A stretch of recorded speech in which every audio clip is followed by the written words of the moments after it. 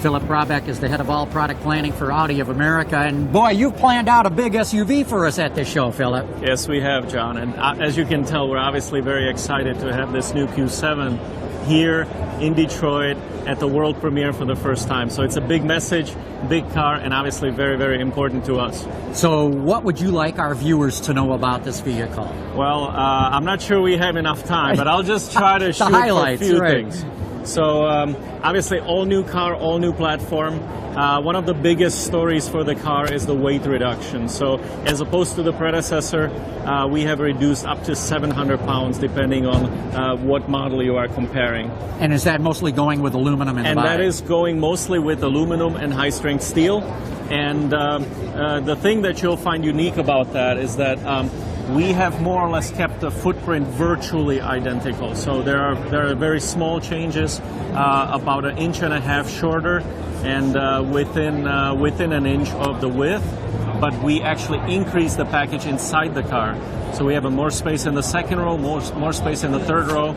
We have almost 1.5 inch more headroom in the second row, almost an inch of headroom in the third row, more than the outgoing car. Even though it's smaller on the outside. Even though it's smaller on the outside. So all of that is contributing to a great efficiency story. We're going to have 2 powertrains available at launch. It's going to be the 3-liter TFSI with 333 horsepower and a 3-liter TDI diesel engine with 272 horsepower. So that's great for choices of powertrains. Other than that, of course, a lot of SUV features that are very important. Power third row is going to be standard on the car and is part of the whole concept.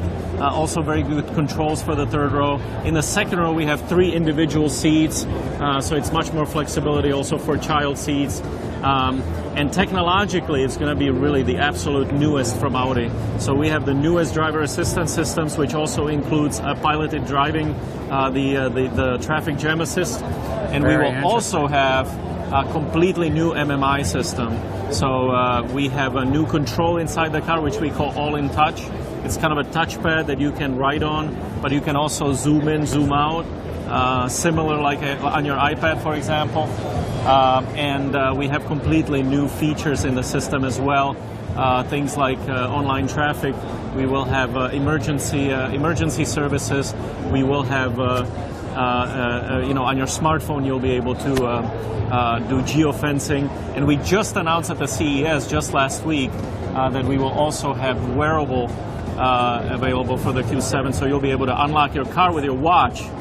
And that's all coming in the Q7, and that's going to be available in early 2016. And when you mention traffic jam assist, of course, that means the car can drive itself in traffic jam situations, up to about almost 40 miles an hour? Yes, exactly. So about 65 kilometers. Total hands-off, or do you have to have your hands on the wheel? No, you will actually, you will be able to take your hands off, but of course you will maintain control of the car, and that's something that we obviously insist on in this generation of hardware. And Philip, when will we see these in showrooms? So as I mentioned, early 2016 is when the U.S. Availability will be for the 2 powertrains that I mentioned. And starts in Europe ahead of that, then? It starts just a few months before that in Europe. That's correct. Very interesting, and of course, SUVs, crossovers are some of the hottest things going in the market. And you know, Q7, I mean, despite the fact that it's been an older car for us, it's done extremely well. We've been increasing sales even on the outgoing model. And so this new one is absolutely perfect. As you know very well, it's the second largest segment in the premium business. So it's something that's very, very important to us. Philip Brabec, thanks so much for your time. Always a pleasure talking with you. Always fun to hear you talking about a new car. Absolutely. Thank you, John. You bet.